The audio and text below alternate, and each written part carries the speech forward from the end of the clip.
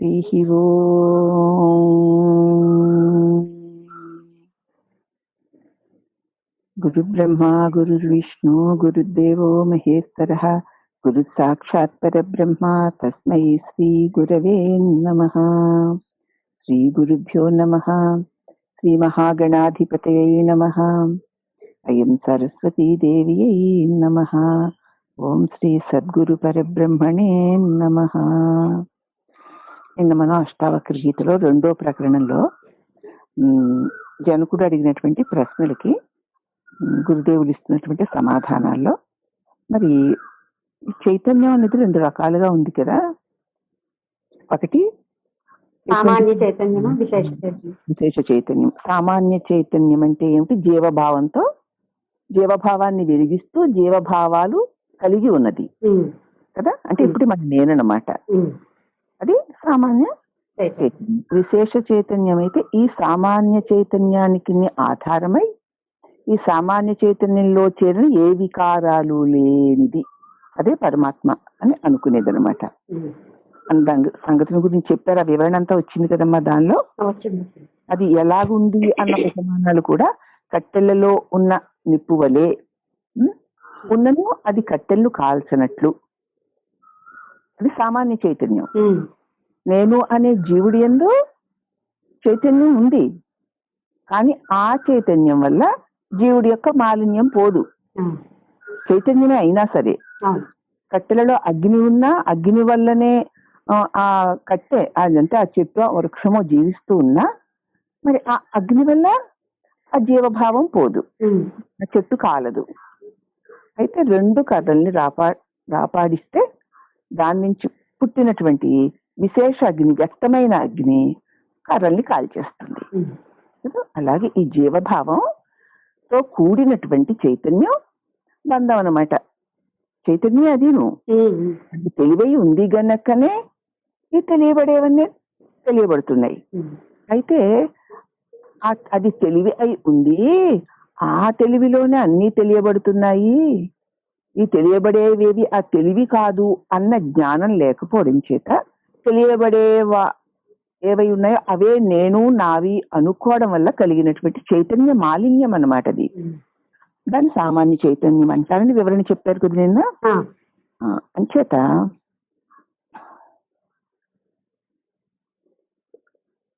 ఇది విశేషాగ్ని. అట్లే సామాన్య చైతన్యము సర్వత్రా వ్యాపకమైనదై అజ్ఞానమునకు సాధకమయ్యే ఉంది. అది అజ్ఞానం, సామాన్య చైతన్యం అజ్ఞానానికి ఊపిరి పోస్తుంది కదా. అవును, సాధకమై ఉంది. కానీ ఆత్మాకార వృత్తి అవశ్యన్న విశేష చైతన్యము అజ్ఞానమునకు బాధకమై ఉంది. అది వృత్తితో కూడినటువంటి ఉన్నను అది కాకుండా ఉన్నటువంటిది అదే అజ్ఞానానికి బాధాకరమై ఉంది అని మనం చెప్పుకున్నాము. ఇక తర్వాత ఎట్లు వాటి యొక్క యథార్థ స్వరూపము తెలియని కారణము చేత మరి ముత్యపు చిప్ప యందు ఉన్నటువంటి వెండియును తాటి యందు ఉన్నటువంటి సర్పమును మరీచికల యందున్న జలము ఎట్లు తోచుచున్నవో వాటి నిజస్వరూపం తెలియకపోవడం చేత అక్కడ నీరున్నట్టు, అక్కడ పామున్నట్టు, ఇక్కడ వెండున్నట్టు తోచుచున్నవో అట్లే స్వప్రకాశ స్వరూపుడినైనా నాయందు మిథ్యాభూత జగత్తు ప్రతీయమానం అవుతోంది. లేనిదే ఉన్నట్టు కనిపిస్తోంది. ఇంతకంటే ఆశ్చర్యం ఏమున్నది? ఉన్నట్టు కనిపిస్తున్నదే సత్యం అనుకుంటున్నావు తప్ప అది దానికి ఆధారమైన ఏదాన్ని పరిశీలించట్లేదు. అలా పరిశీలించకపోవడం చేత లేనిది ఉన్నట్లు భ్రాంతిని కలిగిస్తుందయ్యా. ఇదే గొప్ప ఆశ్చర్యకరమైన విషయము. ఇంకా మట్టి నుంచి ఉత్పన్నమైన కుండ పగిలిన పిదప మరల మట్టి అందే కదా కలిసిపోతుంది. జలము నుంచి ఉద్భవించిన తరంగములు జలమునందే లీనమైనట్లు బంగారం నుండి తయారైన భూషణములు బంగారము కన్నా వేరు కానట్లు నా నుంచి ఆవిర్భవించిన ఈ జగత్తు నాయందే లయిస్తోంది అని తెలుసుకో. ఇదే కదా కారణం. కాబట్టి మీలోంచే వచ్చినవన్నీ మళ్ళీ మీలోనే లయిస్తున్నాయి. ఇక్కడ సాంఖ్య శాస్త్రజ్ఞులు ఇట్లు ఆశంకించుచున్నారు. ఏమనంటే సాంఖ్యులు పరిణామవాదులు. పరిణామం అనగా పూర్వము ఉండు అవస్థ అవస్థాంతరముగా మారుట. ఎలాగంటే ఎట్లు పాల యొక్క పరిణామము పెరుగు, మట్టి యొక్క పరిణామము కుండ, సువర్ణ యొక్క పరిణామము ఆభరణములో, అట్లే ప్రకృతి యొక్క పరిణామమే జగత్తు అని వారి సిద్ధాంతం, సాంఖ్యుల సిద్ధాంతం. ప్రకృతి యొక్క మార్పే జగత్తు అని వారి సిద్ధాంతం. మళ్ళీ ఆరంభవాదమని ఇంకొక వాదం ఉన్నదయ్యా, అది వైయాయికులది. అన్య వస్తువు చేత అన్య వస్తు ఉత్పత్తికి ఆరంభవాదము అని పేరు.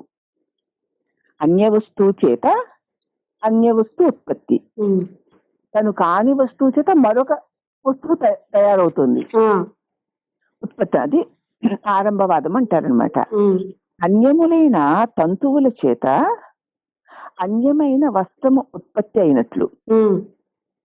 ఆ తంతువుల వస్త్రం కాదు, కానీ తంతువుల వల్లే తయారైంది. అది ఆ వస్త్రము తంతువుల కంటే వేరుగా కనిపిస్తుంది కదా, పట్టి చూడడం లేదు కదా మరి. అవునవును. అది అన్య పరమాణువుల చేత జగత్తు ఉత్పన్నం అవుతోందని వారి వాదం. ఎలా అయితే తంతువుల చేత ఆ తంతువుల కంటే అన్యమైన వస్త్రం ఉత్పన్నం అయ్యిందో, ఇంకా అక్కడ తంతువులు కాకుండా మరి వస్త్రమే కదా కనిపిస్తోంది. తంతువులు వస్త్రాకారాన్ని పొందేసాయి, అందులో చేత ఇక తంతువులు కనిపించక వస్త్రమే కనిపిస్తుంది. అలాగునే ఇక్కడ అలాగునే అన్య పరమాణువుల చేత జగత్ ఉత్పత్తి జరుగుతోంది అని వారి వాదం. ఇక మూడవది వివర్తవాదం. ఇది వేదాంతులది. ఒకే వస్తువు తన పూర్వ అవస్థ నుంచి మరి ఒక అవస్థను పొందినట్లు తోస్తూ ఉంటుంది. ఉన్నది ఒకే వస్తువా, దానొక్కటే ఉంది, దానిలోనే మరి ఒకటి ఉన్నట్టు తోస్తుంది. దీనికే వివర్తవాదం అని పేరు. రజ్జువే పాము వలె తోచినట్లు ఆత్మయే ప్రకృతి వలె తోస్తుందంటే, ఆత్మయే వేదాంతుల వాదం. ఒకటే ఆత్మే ప్రకృతిలాగా తోస్తుంది, అదే వివర్తవాదం అన్నారు. మరి ఇక్కడ రజ్జువే కదా పాములా కనిపిస్తుంది. అవును, రజ్జువే లేకపోతే పామన్న భ్రాంతి లేదు కదా. లేదు. అలాగే ఆత్మయే ఈ ప్రపంచము వలె ప్రకృతి వలె తోచుట, ఇదే వివర్తవాదము. ఒకవేళ సాంఖ్య సిద్ధాంత ప్రకారము జగత్తు బ్రహ్మము యొక్క పరిణామమే అని అంగీకరిస్తే, బ్రహ్మం యొక్క పరిణామమే, బ్రహ్మం యొక్క మార్పే ఇలా అని అనుకుంటే, అప్పుడు చైతన్యం నుంచి జడ జగత్తు ఎలాగ ఉత్పన్నమవుతుంది? ఉన్నదే చైతన్యం కదా, దానిలోంచి జడమైనటువంటి జగత్తు రావడానికి అవకాశం లేదు కదా. లేదు కదా, ఉప్పులోంచి పంచదార రాదు కదా. అలాగా చైతన్యం నుంచి జడమైనటువంటి జగత్తు ఉత్పన్నం అవ్వదు కదా. మరి పైగా ఎలా లయిస్తుంది? ఉప్పు పంచదారలో లయిస్తుందా? అను దోషం సిద్ధమవుతుంది. కనుక ఈ దోషము వేదాంతుల మతంలో లేదు. వేదాంతుల మతంలో ఈ దోషం ఉండదు. ఎందుకంటే ఇది రజ్జువు అని తెలియనప్పుడు దాని యందు సత్వ ప్రతీతి, తెలియనితనము వల్ల కలుగుతున్న ప్రతీతే కలుగుతోంది. ఎప్పుడైతే రజ్జు జ్ఞానం కలిగిందో ఆ భ్రాంతి కాస్త నశించిపోతుంది. ఆ ఆత్మ యొక్క స్వరూపము తెలియకపోవడం వల్ల జగత్తు ఈ రూపంలో ప్రతీతం అవుతోంది. స్వరూప జ్ఞానం కలిగిన తోడనే తన నివృత్తి అవుతుంది. ఇప్పుడైతే ఏమిటిది అని పరిశీలిస్తే, ఓహో తాడా, ఇది పాము కాదు అని తెలిసిపోయింది కదా. ప్రకృతిని పరిశీలించక, ప్రకృతి కారణాన్ని విచారించక ఈ ప్రకృతి రూపమైన ప్రపంచమే సత్యమని, ఇదే శాశ్వతమని, దీనిలో ఉన్నటువంటి ఈ శరీరము ప్రకృతిలో ఒక భాగమైనటువంటి ఈ శరీరం నేనన్న భ్రాంతి. కనెక్టింగ్ లింక్ వస్తున్నాయా? నిన్నేమో అదే నేను ప్రకాశాన్ని అంటే అప్పుడు ప్రకృతి లేదు కదా. లేదు కదా. బాగుంది వాళ్ళ కంటిన్యూస్ గా. ఎక్కడెక్కడ తట్టుకుంటున్నామో అక్కడక్కడ ఓడగొట్టాలి కదమ్మా. ఆ, అందుకనే గురువులు అలా చెప్తారు. అందుచేత ఇక్కడ పరిణామమునందు ఆరంభమునందు స్వరూప జ్ఞానం కలిగితే ఉమ్, ఏముందిక ఇంకేం లేదు. మరి ఎవరికి తెలుస్తుంది ప్రకృతి? నాకే. స్వరూపానికే తెలుస్తుంది. ఉమ్, నా వల్ల ఇది తెలియబడుతుంది తప్ప కదా, నేను లేకపోతే దాని ఉనికి నేనే గాని దానికదే ఉండగలిగింది కాదు. ఉమ్, అలా ఉన్నట్టు తోచుట కూడా నేను చూచుట వల్లనే. ఆ, లేకపోతే అది ఉన్నట్టు కూడా తోచదు కదా. అదే. కాబట్టి దానికి ఆధారం నేనే. ఉమ్, నేనే నా భావనకు అనుగుణంగా ఉమ్, అది చూస్తుంటే అదే సత్యం అనుకుంటున్నాను ఉమ్, అని ఎవడు తెలుసుకుంటాడో వాడు ఇదంతా అసలు నాయందే నాకే భ్రాంతి చేత తోచే ఒక కల్పన మాత్ర దృశ్యమే తప్ప ఉమ్. నన్ను విడిచి ఏదీ లేదు, ఉన్నది నేనే. గురుదేవా, నా భావనే నన్నే బంధిస్తోందంటే ఇంతకన్నా అజ్ఞానం ఇంకోట్లేదు.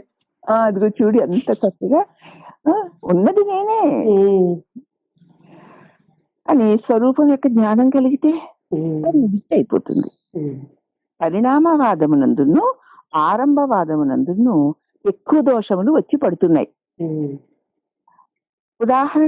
ఉదాహరణని చూడండి. వేదమునందు పరిణామవాదమే అని గాని ఆరంభవాదం అని గాని ఎక్కడా చెప్పి ఉండలేదు ఉమ్, వేదంలో.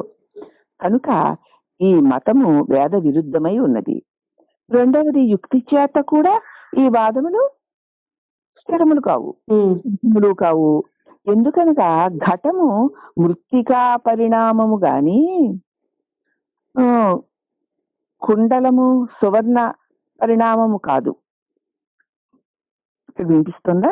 ఉమ్, ఎందుకనగా ఘటము కొండ మృతిక మట్టి యొక్క పరిణామం మార్పే. ఉమ్, కుండలము అంటే చెవికి పెట్టుకునేటువంటి ఒక ఆభరణం. ఉమ్, సువర్ణం యొక్క పరిణామము కాదు. సువర్ణం మార్పు కాదమ్మా, ఆభరణం మార్పు. తెలుసుకో, మార్పు ఆభరణాన్ని సువర్ణాన్ని కాదు. ఆ, ఆ, మనమేమనుకుంటాం బంగారం మారినట్టు చూస్తున్నాం. ఆ. మారింది బంగారం కాదు, ఆభరణం. ఆ, రూపం మారిందంతే. కాబట్టి ఆ ఉత్పత్తి కాలంలో కూడా ఘటము మృత్తికా రూపమే అయ్యున్నది. ఉమ్, కుండగా తయారైనప్పుడు కూడా అది మట్టే. ఉమ్, మట్టిలో మార్పు లేదు, ఆకారాల్లో మార్పు ఉంది కదా. ఉమ్, బంగారం నగగా ఉన్నప్పుడు కూడా బంగారంలో మార్పు లేదు, ఆభరణంలో మార్పు ఉంది. ఉమ్, గోళాకారమై దాని రూపము కుండ యొక్క రూపము నామము కల్పితాలు. ఉమ్, కుండ నుండి మట్టిని తీసేసి చూడు, ఇక కుండ యొక్క నామము గాని రూపము గాని ఉన్నాయా? లేవు. అందువల్ల ఘటము మిథ్యయే కదా. ఉమ్, మిథ్యయే, అది లేనిదే. అలా ఆకారాన్ని ధరించి ఉన్నట్టు కనిపిస్తుంది. ఉమ్, ఆకారముగా ఉన్నప్పుడు కూడా అది మట్టిగా సత్యమే గాని కొండగా సత్యం కాదు. ఉమ్. ఈ ముక్క అర్థం చేసుకో. అదే అదే అదే. ఆ, జగత్తు బ్రహ్మముగా సత్యము గాని జగత్తు సత్యం కాదు. ఉమ్, ఈ ముక్క అందరూ అండర్లైన్ చేసుకోవాలి. ఉమ్, ఉమ్, అందువల్ల ఈ విధముగా సువర్ణ సంబంధమైన కుండలములు కూడా మిథ్యయే కదా. ఉమ్, ఆ గొలుసులో ఆభరణాలు బంగారమును విడిచి లేవు కదా. ఉమ్. ఆ ఆభరణములుగా ఉన్న బంగారమే కదా. బంగారం అది తెలివే సత్యం గాని ఇవన్నీ. ఉమ్, ఇవన్నీ కూడా దాని అది పరిణామం చెందలేదు, అలా తోస్తోందంతే. ఆ, అనుకుంటున్నాం. మృత్తిక సువర్ణములు అన్య రూపములతో ఘటము కుండలముల వలె తోస్తున్నాయి అంతే. ఉమ్, కాన ఘట కుండలములు మృత్తికా సువర్ణ వివర్తములై ఉన్నాయి. అవి మార్పు చెందినట్టు కనపడుతున్నాయి. ఆ వివర్తనాలు, ఆ మార్పులు కూడా ఎవరివి? ఆ రూపాలవి, నామరూపాలకే మార్పులు ఉన్నాయి. ఉమ్. దాని అందున్న సచ్చిత్ ఆనందానికి మార్పు లేదు. అది మార్పులు అన్నవి నామరూపాలకి అంతే. నామరూపాలు తీసేస్తే సత్యం అలానే ఉంది. కొండా పిడత తీసేయి మట్టి అలాగే ఉంది అలా. గొలుసులు గాజులు తీసేయి బంగారం అలాగే ఉంది. ఈ జగత్తులో ఉన్న నామ రూపాన్ని విడు, నీ స్వరూపం అలాగే ఉంది. అలాగే ఉంది. ఇప్పుడు అన్ని నామరూపాలు, నీ నామరూపాలను నువ్వు విడు, నువ్వు బ్రహ్మానివి. ఉమ్, ఉదాహరణలు కాదు మనకు కావాల్సింది ఉమ్, ఇక్కడ. ఉమ్, నిన్ను నీకు తెలియజేయాలి. వెంటనే మన దృష్టి నామము రూపము అంటే ఈ దేహం రూపము, మీదకి. ఉమ్, ఈ నామము, ఉమ్, ఈ వాణి అనే నామము, ఈ శ్రీ రూపము, ఉమ్, ఇదే కదా. అంతే. ఇది మట్టిలోని కల్పితమైన కుండ వంటివి ఉమ్, కదా. ఉమ్, ఉమ్, నామము రూపమును, ఆ గుండ్రని ఆకారము, ఆ కుండ అనేటువంటి నామము, ఉమ్, మట్టి యొక్క మార్పులే ఉమ్, అదే మారి కనిపిస్తుంది. ఉమ్, అలాగే ఇప్పుడు ఆ కుండ అన్నదాన్ని తీసేస్తే ఉన్నది మట్టే. అలాగే ఈ దేహము దీని నామము విడిస్తే ఉన్నది నీ స్వరూపమే, ఉమ్, అదే బ్రహ్మము. ఉమ్, కాబట్టి దేహాత్మ భావన విడు అంటే ఇదే. దేహం నేననుకుంటే దీని రూపము నామము నీవైపోతావు ఉమ్, ఉమ్, అని అనుకుంటున్నావు. కాబట్టి దేహము అంటే నామము రూపమును, ఉమ్, దానిని ఎరుకవైన నువ్వు నామ రూపము కాదు. ఉమ్, కాబట్టి నామమును రూపమును విడువము. విడిచిన మిగిలి ఉన్నది బ్రహ్మమైన నీవే కదా. నేనే మరి ఇప్పుడు నీవు బ్రహ్మమైతే ఇక విశ్వమంతా బ్రహ్మమే కదా. బ్రహ్మమే. సమస్త నామరూపములు ఉమ్, మిథ్యాభూతములే, ఉన్నది బ్రహ్మమే. ఉమ్, కుండలు మండలు పిడతలు మూకుళ్ళు విడిస్తే ఉన్నది మట్టే. ఎన్ని ఉన్ననో అది కల్పనే, మట్టిని విడిచి లేవు, ఉమ్, అంతా మట్టే. ఎన్ని నామరూపాలున్నా మన్నే మన్నే మన్నే. అలాగే ఎన్ని నామరూపాలున్నా కదా, ఉమ్, అవి అన్ని కల్పనే, భ్రాంతే. ఉన్నది నేనే, ఉన్నది నేనే అన్న అనుభవం ఇప్పుడు నీ నామరూప భావాన్ని నువ్వు వదిలిన తోడనే నీవు అఖండ చైతన్యమైన బ్రహ్మము అన్న అనుభవం కలుగుతుంది. ఆ బ్రహ్మాకార దృష్టితో చూస్తే నేను అనుకున్న నీ నామరూపమందు దాన్ని వదిలితే ఉన్నదేదో ఇప్పుడు అన్ని నామరూపాల యందు నామరూపాలను వదిలి నువ్వు చూడగలుగుతావు. చూస్తే ఇంకేముంది, నేనే అంత. ఇందుండి దాన్ని గ్రహించు, ఇప్పుడు అందుండి దీన్ని వీక్షించు. ఇప్పుడు ఇందుండి ఈ దేహ నామరూపములు యందు ఉండే నా నిజస్వరూపం గ్రహించాను. గ్రహించిన తర్వాత ఏమైంది, నామరూపములు ఉరికే భావన మాత్ర కల్పితములు, నేనే సత్యము అని చూసుకున్న తర్వాత మరి ఈ నామరూపమే కాక సమస్త నామరూపములు కూడా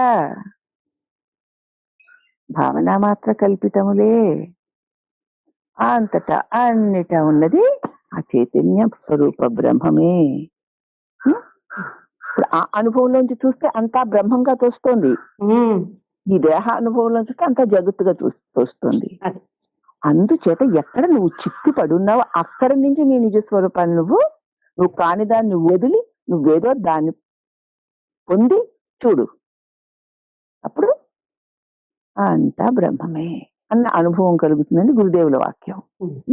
దానికి అందమైన 2 మాటలతో ఇందుండి దాన్ని గ్రహించు, ఇందుండి దాన్ని గ్రహించు, అందుండి వీక్షించు. ఇప్పుడు అందుండి వీక్షిస్తే అంతా బ్రహ్మమే. అందుండి వీక్షించడానికి ఇందు ఉన్న నీవెవరివో గ్రహించు. నువ్వు నీ స్వరూపాన్ని గ్రహించడానికి ఈ నామరూపమే గాని ఇదే నువ్వు కాదు. దీనిలో ఉండి దీని స్వరూప స్వభావాన్ని గ్రహిస్తే ఇది అసత్యముల నిత్యములు భావన మాత్రమైన భ్రమలు. అయితే మరి ప్రతీది అంతే కనుక కదా, కుండ మండ మరి పెడత అంతా మన్నే గనక ఈ ఒక్క దేహమందు ఉన్నది ఏదైతే ఉందో సమస్త దేహముల యందు అదే ఉంది. అప్పుడేమైంది, అంతా బ్రహ్మమే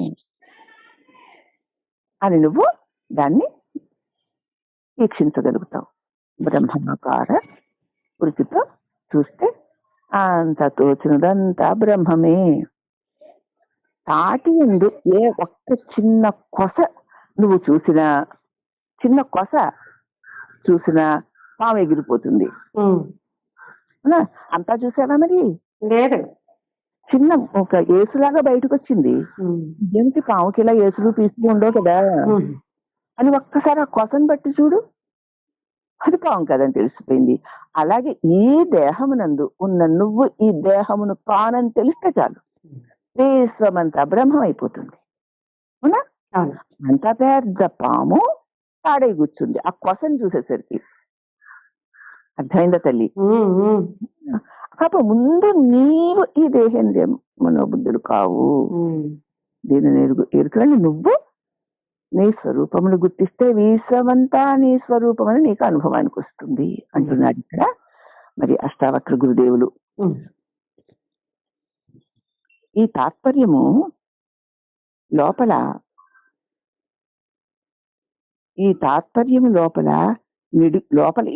లోపల ఉంచుకునే జనకునకు ఈ సమస్త ప్రపంచము నా నుండే ఉత్పన్నమైనదని, నాయందే లయమవుతున్నదని చెప్పాడు. ఈ తాత్పర్యాన్ని తన హృదయమునందు ఉంచుకొని జనకుడు గురుదేవుడికి చెప్పి, ఈ సమస్త ప్రపంచము నా నుంచే ఉత్పన్నమవుతోంది స్వామి, నాయందే లయిస్తోంది అని చెప్పాడు. అతడు ఆ సత్యాన్ని ఒక్క క్షణంలో గ్రహించేశాడు. దీనికి వేదవాక్య ప్రమాణం ఏదైనా ఉందా? అదే నిజమని ఏదో జనకుడు గారు అష్టావక్రు గారు చెప్పిన బోధ విని జనకుడు గారు చెప్పినటువంటి వాక్యాన్ని మనం సత్యమని ప్రతిపాదించాలా, లేక దీనికి వేదవాక్య ప్రమాణం ఏదైనా ఉందా అని ప్రశ్నిస్తే ఉదాహరణలో ఉందట. ఒకరు మనం చెప్తున్నారు, ఎతో నామా ఇమాని భూతాని జాయంతే ఏన జాతాని జీవంతి ప్రయంత్యభి సంవిశంతి. పాత పుస్తకం అవడం వల్ల ఇది శృతేహే ఏ ఆత్మరూప బ్రహ్మము నుండి ఈ సమస్త భూతములు ఉత్పన్నములవుతున్నాయో, పరబ్రహ్మము నుంచి ఈ నామరూపములన్నీ ఉత్పన్నమవుతున్నాయో, ఏ ఆత్మ సత్త వల్ల జీవిస్తూ ఉన్నాయో, మరల దేనియందు లయిస్తూ ఉన్నాయో, దానినే నీవు నీ ఆత్మగా తెలుసుకో కదా. అనేక అలలు, బుడగలు, నురుగులు ఏ నీటిలో నుంచి ఉత్పన్నమవుతున్నాయో, ఏ నీటిలో ఉంటున్నాయో, ఏ నీటిలో కలిసిపోతున్నాయో, సమస్త కుండలు మండలు ఏ మన్ను నుంచి ఉత్పన్నమవుతున్నాయో, మన్నుగానే ఉన్నాయో, మన్నైపోతున్నాయో, అలాగున ఈ సమస్త భూతములన్నీ కూడా ఏ నీ ఆత్మస్వరూప సత్ జ్ఞానము వల్ల జీవించగలుగుతున్నాయో, మరల దేని యందే లయిస్తున్నాయో, దానినే నీవు నీ ఆత్మ, నీ స్వరూపమని తెలుసుకో అంటోంది ఇక్కడ వేదవాక్యం. రుజువు సరిపోయింది కదా. ఇక్కడ మళ్ళీ ఒక శ్లోకం చెప్తున్నారు. బ్రహ్మాది స్తంభ పర్యంతమును నేను ఉపాదాన కారణ రూపముతో ఉన్నప్పటికీ, బ్రహ్మదేవుడి దగ్గర నుంచి స్తంభం వరకు అంటే చరములు అచరములును నేను ఉపాదాన కారణ ఆధారమైన రూపముతో ఉన్నప్పటికీ ఈ జగత్తు నశించను, నేను నశించను. అన్ని నామరూపాలకి నేనే ఆధారంగా ఉన్నాను, కానీ ఈ జగత్తు ఈ నామరూపములు నశించను, నేను నశించను. ఇదే ఆశ్చర్యకరమైన విషయము. నశించేవన్నీ నా వల్లనే కలిగి, నా వల్లనే తెలియబడుతూ, నాలోనే లయిస్తూ ఉన్నా, నేను మాత్రం నశించడం లేదు. ఆహా, ఎంత ఆశ్చర్యకరమో కదా. కావున నేను నాశరహితుడనగు నాకు నేనే నమస్కరించుచున్నాను. బ్రహ్మము నమస్కరించుచున్నది. బ్రహ్మము జగత్తునకు ఉపాదాన కారణమని చెప్పినట్లయితే అప్పుడు అతను వికారి కావాల్సి వచ్చును. వికారి అయితే నాశనము తప్పదు కదా, ఉపాదాన కారణం కదా. ఈ కుండకి ఉపాదాన కారణం అని చెప్పినట్లయితే అప్పుడు అతడు వికారి కావచ్చును. మార్పు చెందాడు అన్నట్టు కదా అర్థం. మరి వికారి అయితే ఎప్పుడైతే వికారం కలిగిందో అది నశిస్తుంది కదా. నశిస్తుంది. బ్రహ్మము జగత్తునకు పరిణామ రూప ఉపాదాన కారణమని అంగీకరిస్తే అప్పుడు నీవు చెప్పినట్లు దానికి వికారము నాశనము ఉందని చెప్పొచ్చు. కానీ మనము బ్రహ్మమునకు వివర్త ఉపాదాన కారణమే కదా అంగీకరిస్తున్నాము. కావున దానికి వికారములు లేవు. మనం వేదం చెప్పిన పద్ధతిలో వివర్త ఉపాదాన కారణమే తప్ప కేవల వివర్తము అని కాదు కదా చెప్తుంటా. అంచేత ఇక్కడ దానికి వికారాలు నాశనాలు ఉండవు అంటూ నేను ఆశ్చర్య రూపుడను కనుకనే నేను నమస్కరించుకుంటున్నాను. నేను దేహధారినై ఉన్నను, అద్వితీయుడనై ఉన్నానని ఎరిగి ఉన్నాను. దేహం ధరించిన వాడి వలె ఉన్నాను, కానీ నేను రెండో వాడిని అన్నది లేదు, అంతా నేనేగా కూడా ఉన్నాను. నేను ఎక్కడికి పోవువాడను గాని వచ్చువాడను గాని కాను. ఈ విశ్వమంతా వ్యాపించి ఉన్నాను. దేహం ధారిణై ఉన్నను, దేహమును ధరించి ఉన్నను, దానికే పరిమితుడై లేను, వ్యాపించిపోయి ఉన్నాను. అద్వితీయుడు, నాకంటే రెండో వస్తువు లేదు. ఏది ఉండాలన్నా నేనుంటేనే. అట్టి నేను ఎప్పుడైనా ఎక్కడైనా ఎలాగైనా సరే ఉన్నది నేనే. అందుచేత వచ్చేవాడిని పోయేవాడిని కాదు. కనుక నేను విశ్వమంతా వ్యాపించి ఉన్న అఖండ చైతన్యమునై ఉన్నాను. అయితే మరి ప్రత్యేక శరీరముల యందు ఆత్మ సుఖ దుఃఖములు కలిగిగా తోచుతున్నది కదా. ఒక్కొక్క శరీరంలో ఒక్కొక్క నేనుకి సుఖము దుఃఖము కలిగి ఉన్నట్టు తోస్తుంది కదా. అందుచేత ఆత్మ అనేకమని తెలియచున్నది కదా. అనేక ఆత్మలు, ప్రతి శరీరంలో నేను అనేటువంటి ఒక ప్రకాశం ఉంది కదా. ఆ శరీరాన్ని బట్టి అనేక ఆత్మలుగా ఒక్కొక్క ఆత్మ ఒక్కొక్క సుఖాన్ని ఒక్కొక్క దుఃఖాన్ని అనుభవిస్తున్నాయి కదా. ఒకవేళ ఆత్మ ఒక్కటే అయితే ఒకడికి సుఖము కలిగితే మరి ఆ సుఖము అందరికీ కలగాలి కదా.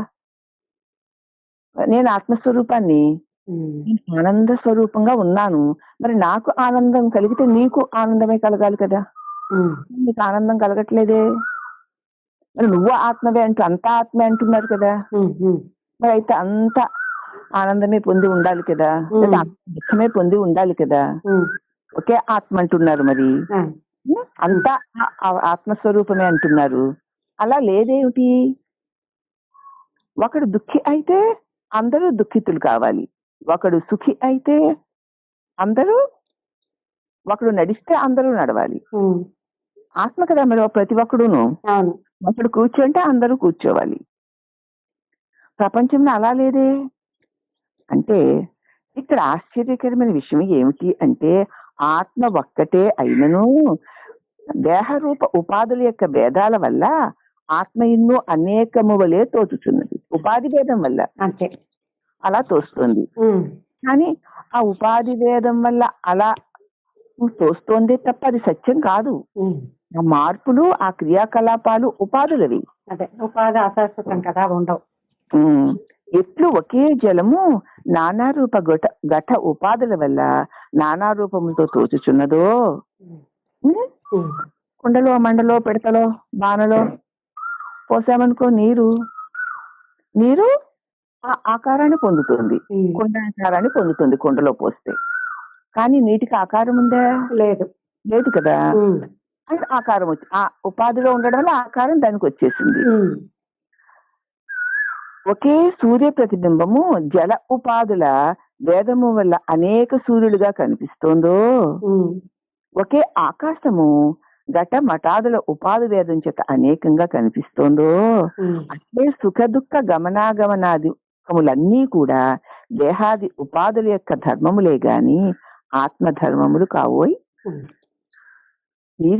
నీటికి ఒక ఆకారం ఉందా? లేదు. కుండలో పోసే కుండాకారము దానికి కలిగినట్లు కనిపిస్తుంది తప్ప దానికి ఆకారం లేదు.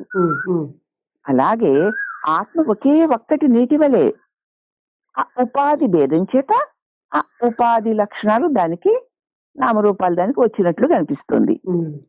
అలాగే ఆత్మ అంతటా నిండి ఉంది కాబట్టి ఆత్మ గమనాగమనాది రహితమై సర్వవ్యాపకమై ఉంది. ఈ ఉపాధుల యొక్క ధర్మాలు ఆత్మ కావు అని తెలుసుకోవాలి. మళ్ళీ జంట్ల వారు ప్రశ్న. అసంగమైన ఆత్మకి శరీరాదులతో సంసర్గం ఎలా సఖ్యమవుతుంది? దేనిని అంటుకోదే ఆత్మ. అంటే ఆత్మ శరీరాదులతో ఎలాగా సంపర్కం కలిగి ఉంటుంది? మరియు జగత్తుని జగత్తాకారాన్ని ఎలా ధరించగలుగుతుంది కదా? మరి దానికి ఆకారమే లేదు కదా, దేనిని అంటుకోదు కదా. అటువంటిది ఎలా ఆకారాన్ని కలిగి ఉండగలుగుతుంది అంటే, ఎట్లు సూదంటురాయి సంగమము లేకనే ఇనుమును ఆకర్షించుకొనిచున్నదో. సూదంటురాయికి ఇనుప ముక్కకి ఏమీ సంబంధం లేదు. కానీ సూదంటురాయి ఏ సంగము లేకపోయినను ఇనుప ముక్కను ఆకర్షించుకుంటుందో, అట్లే నేను కూడా అసంగుణ్ణే అయ్యే శరీరాధికములు శ్రేష్టావంతములుగా చేయుచున్నాను. దేన్ని అంటుకోవటం లేదు. శివుడు దేన్ని అంటుకోకుండా వెలుగుల్ని శక్తిని ప్రసాదిస్తుంటే జీవరాశులందరూ జీవించి వ్యవహారాలు చేసుకుంటున్నారు కదా. అదే రకంగా నేను ఆ శరీర అధికముల యొక్క శ్రేష్టావంతములుగా నా సూదించురాయి సన్నిధానమున ఇనుప ముక్క చైతన్యవంతమై మెదలగలిగినట్లు నా సన్నిధానం వల్ల నేను అసంగుణ్ణయ్యే ఉన్నను ఈ శరీరాధికములన్నీ చైతన్యాన్ని పొంది వ్యవహారాలు చేయగలుగుతున్నాయి. సూదంటి రాయి యందు విలక్షణ శక్తి ఇమిడి ఉన్నట్లు ఆత్మ యందు ఒక విలక్షణమైన శక్తి ఉన్నది. సూదంటి రాయి అయస్కాంతం ముందు ఒక విలక్షణమైన శక్తి ఉంది. ఆ శక్తి ఆ ఇనుమును ఆకర్షిస్తుంది. అలాగే ఆత్మ యందు, ఆ పరమాత్మ యందు ఒక విలక్షణమైన శక్తి ఉంది కదా. ఆ శక్తి మరి అంకురమందు ఉన్నటువంటి అంకుర ఉత్పాదక శక్తి, అంకురాన్ని చూపింపచేస్తున్నట్లు ఆత్మీయంటే ఒక విలక్షణమైన శక్తి కలదు. అది అసంగమై ఉంది, క్రియారహితమై ఉంది, శరీరాదులను వాటి క్రియలలో వినియోగించుతున్నది. అది అసంగమై ఉంది, ఏమీ చేయడం లేదు, దేన్ని అంటుకోవడం లేదు. కానీ దాని సన్నిధాన బలము యందున్న శక్తి చేతనే దేహాది ఇంద్రియముల నిన్ను క్రియలు చేస్తున్నాయి. అర్థమైందమ్మా? అర్థమైంది అత్తయ్య, చాలా క్లియర్ గా ఉంది. మరియు అగ్ని నేతి ముద్ద కంటే వేరుగా ఉన్నను ఆ నేతిని ఎట్లు ద్రవీభూతముగా చేస్తుందో, మరి నెయ్యి అగ్ని దగ్గర పెట్టేసి కరిగిపోతుంది, కానీ అగ్ని నెయ్యి కాదు కదా. కాదు. అట్లే ఆత్మ కూడా అన్నిటినీ అంటనిదే అయి ఉండియును క్రియారహితమే అయి ఉన్నను సమస్త ప్రపంచాన్ని క్రియావంతముగా చేస్తుంది. అగ్ని సన్నిధానమున వెన్న కరుగుతున్నట్లు, కానీ అగ్ని వెన్న కానట్లు ఎలా ఉంది. అలాగే ఆత్మ యందు కూడా అన్నిటి యందు ఉన్నను అన్నిటిని అంటనిదే క్రియారహితమై సమస్త ప్రపంచమును క్రియావంతంగా చేస్తోంది. ఈ కారణం వల్లనే నాకు నేనే నమస్కరించుకుంటున్నాను అంటున్నాడు జనకుడు. అసలు నేనే. ఆహా, వాస్తవమునందు ఏ పదార్థములు కూడా సత్యములు కానందునను కేవలం ఒక్క పరమాత్మయే సత్యమై ఉన్నందునను ఈ పదార్థము లేవియును నన్ను నాకు సంబంధించినవి కావు. నిజానికి ఏమీ లేవు, కేవలము ఉన్నది నేనే, సత్యమై ఉన్నాను. కాబట్టి ఏదైనా ఉన్నట్టు తోచుతున్నను అవి ఏవీను నేను కావు. ఆ తోచుట కూడా సత్యము కాదు. నేనే సత్యమునై ఉన్నాను. కాబట్టి అవి వాటి యొక్క వికారము లేవి, నాకు లేనివాడనై ఉన్నాను. నేహ నానాస్తికించిన ఈ ఆత్మ చైతన్యమైన ఆత్మ యందు నానా రూపములతో తోచుతున్న జగత్తు వాస్తవమునందు లేదు అని శృతి కూడా చెప్తుంది. నేహ నానాస్తికించిన కదా, అంటే నన్ను విడిచి ఏదీ లేదు, కొంచెం కూడా లేదు అని శృతి కూడా చెప్తుంది. మృత్యోర్వై మృత్యుమాప్నోతి ఇహ నానేవ పశ్యతి. ఎవడు బ్రహ్మమునందు నానాత్వమును చూచుచున్నాడో, అనగా అనేక ఆత్మలున్నాయని చూస్తున్నాడో, ఒకే ఒక్క దాని యందు ఒకే ఒక్క ఆకాశము అనేక ఆకారములు కలిగినది అని చూస్తున్నాడంటే ఆకార కారణం ఏమిటి? ఉపాధులే కదా. ఉపాధులే. ఆ ఉపాధుల వల్ల ఆకారం కలిగినట్లు కనపడుతోందే తప్ప ఆకారములు సత్యములు కావు. మన అన్ని ఉపాధులు ఎందు ఉన్నది ఆకాశమే. అవును. ఒకే ఆకాశం ఉపాధి ఎందు ఉండడం చేత ఆ ఆకారాన్ని ధరించినట్లు కనిపిస్తోంది తప్ప ఉపాధిని తీసిస్తే ఉన్నది ఆకాశం ఒక్కటే. ఆకాశమే. ఉన్నట్లు ఎవడైతే ఆ ఆకాశము వంటి బ్రహ్మమునందు నానాత్వములు చూస్తున్నాడో, అనగా అనేక ఆత్మలు చూస్తున్నాడు, అట్టివాడు మృత్యువు నుండి మళ్ళీ మృత్యువునే పొందుతాడు. చావు నుంచి మళ్ళీ చావులోకే వెళ్తాడు, అంతే. చచ్చేదానిలో పడతాడు అనమాట.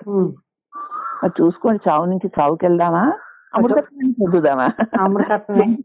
ఉపాధులు జడాల శాశ్వతాలు, దాని యందు ఉన్న తెలివి స్వరూపం నేను అఖండం అనంతము అనంతము అంతే. ఇకేది మృత్యువే లేదు కదమ్మా. లేదు. మృత్యువును పొందుతున్నాడు అను ద్వైత నిషేధకమును అగు స్థుతివాక్యములు ఎన్నో ఉన్నాయి.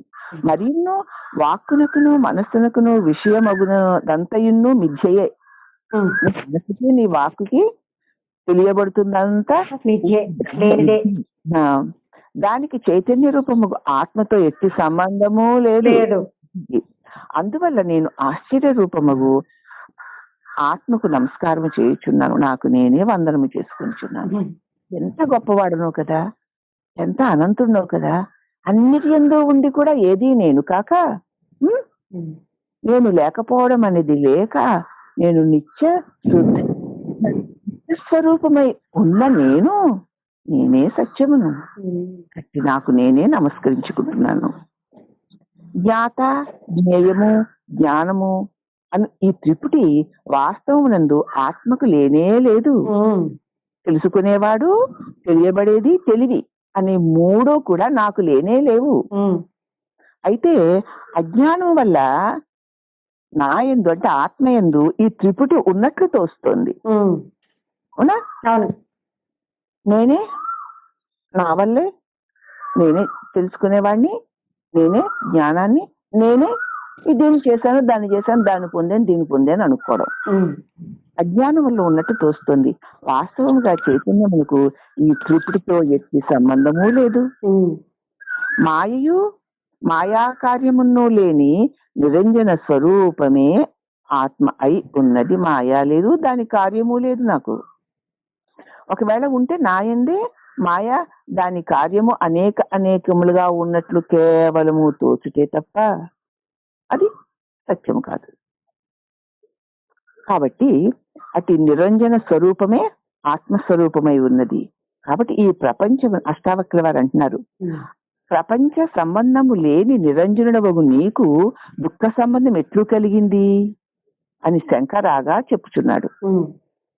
అష్టావక్ర పరీక్షిస్తున్నారమ్మా. తన స్వరూపాన్ని వివరించి చెప్పేస్తుంటే మధ్య మధ్యలో ఏ మూలనన్నా ఏదైనా వీడికి ఉందేమో అని చూద్దామని, అవునయ్యా ప్రపంచ సంబంధము లేని నిరంజనుడవగు నీకు దుఃఖ సంబంధం ఎలా కలిగింది అని శంకరాగా చెప్పుచున్నాడు.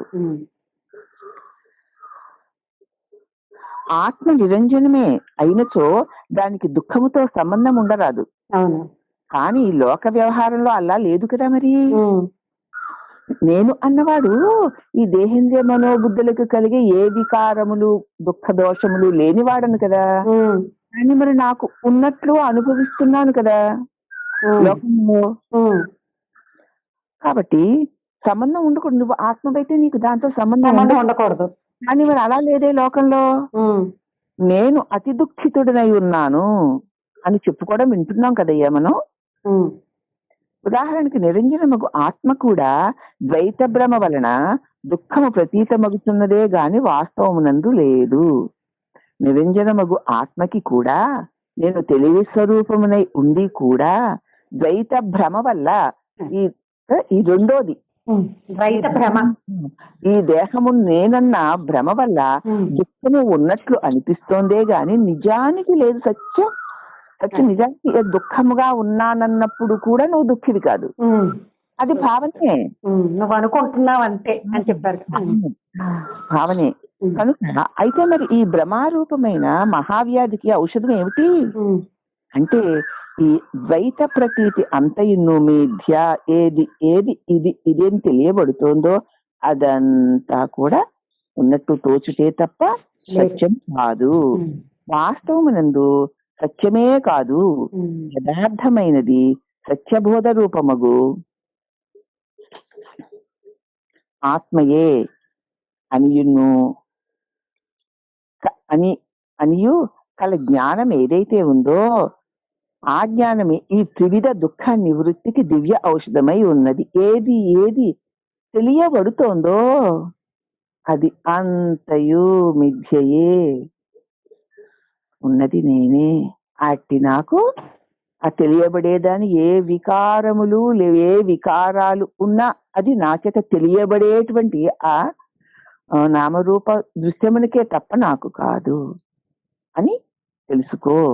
ఇదే దివ్య ఔషధము. ఇది తప్ప మరి వేరే ఔషధమే లేదు. మరి అయితే ఈ ద్వైత ప్రపంచ ప్రతీతి ఈ నిమిత్తం ఏమిటండి? మరి ఈ ద్వైత ప్రపంచం ఇలాగెలా ఎందుకు కనిపిస్తోంది అనుకుంటున్న సమాధానం, ద్వైత ప్రపంచాధ్యాసమునకు ఉపాదాన కారణం ఏమిటి? ఈ రెండోది మనకి కనపడడానికి, ఉన్నట్టు కనపడడానికి, అనిపించడానికి కారణం ఏమిటి కదా? మరి ఉన్నట్టు కనపడుతుందే గాని లేనిది అంటున్నాం కదా.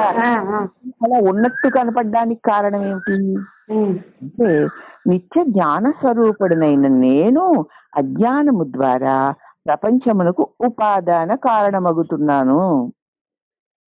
నేనే నిత్యము జ్ఞాన స్వరూపుణ్ణి ఉండి కూడా అజ్ఞానము ద్వారా ప్రపంచమునకు ఉపాదాన కారణమగుతున్నాను.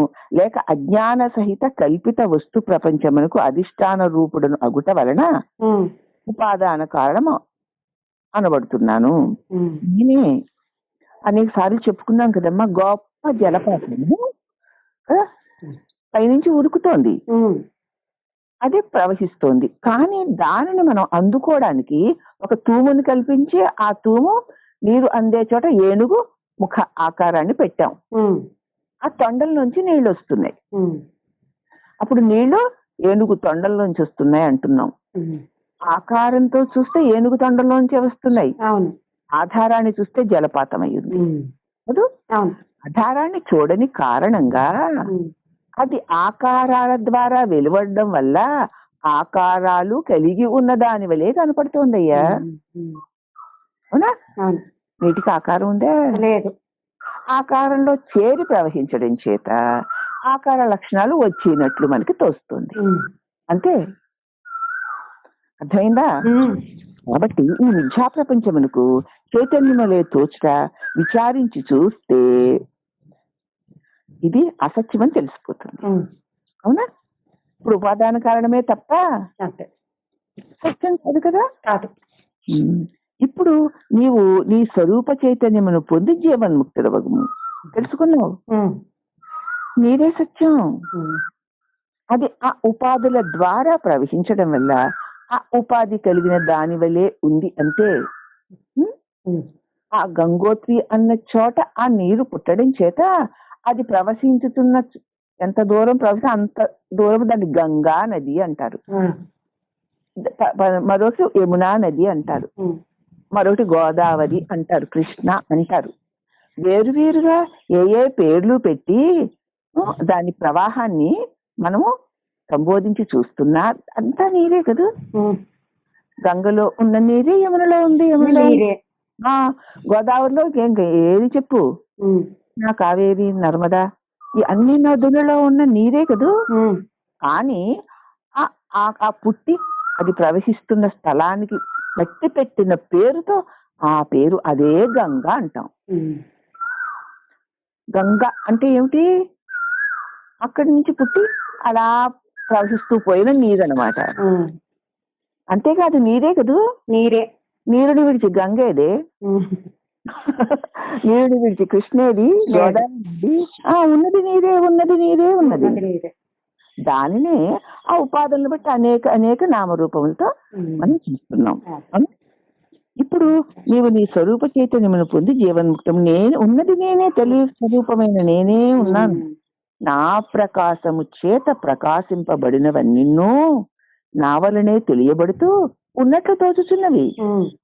కానీ వాటినన్నిటి ఎందును అవి ఉన్నవి అని తెలుసుకునే తెలివిని నేను కదా.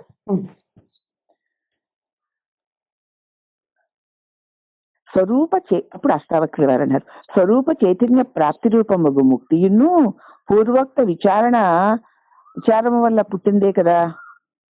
ఇప్పుడు నాకు స్వరూప చైతన్యం ప్రాప్తించింది, నేను ముక్తిని పొందాను అంటున్నావు కదా.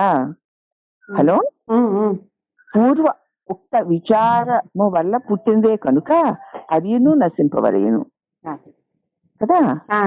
ఇంతకు ముందు నీకు బద్ధుడనన్న భావన కలిగి ఉన్నావు గనక నువ్వు స్వరూప ప్రాప్తి పొందాను అంటున్నప్పుడు అంతకుముందు మరి బద్ధుడవై ఉన్నావన్న భావన వల్ల ముక్తుడు అనబడుతున్నావే తప్ప ఇప్పుడు ఈ భావన కూడా పోవాలి. లేదుగా, బంధముక్తులు లేనివాడు కనుక అది ఎన్నో నశింపవలను. ఏమిచో అనగా పుట్టినదేది అగునో అగుచో విచారహీనులకు కూడా ముక్తి కలుగవలేను. అంతే కదా. మరి పుట్టినది ఏదైనా సరే విచారరహితులు కూడా ముక్తి రావాలి కదా. అందుచేత ముక్తి అన్నది ఉంది అంటే వాడు అడుగుతున్నా అంటే వాడు బంధంలో ఉన్నాడని అర్థం కదా. కానీ నేను బంధ విముక్తుడయ్యాను, నేను ముక్తుడయ్యాను అని నువ్వు అనుకుంటున్నావు అంటే ఒకప్పుడు బద్ధుడివై ఉన్నావనే కదా అర్థం. అంతే. కానీ బంధముక్తులు లేని వాడవు నువ్వు. బద్ధుడై ఉన్నాను అనుకున్నావు, ఎప్పుడు ముక్తుడై ఉన్నాను అనుకుంటున్నావు. ఆ రెండు లేని వాడని నేను అనుకోవడమే బంధము, అనుకోవడమే. అనుకునేవాడు ఉన్నంతసేపు కూడా కలిగింది ముక్తి కాదు.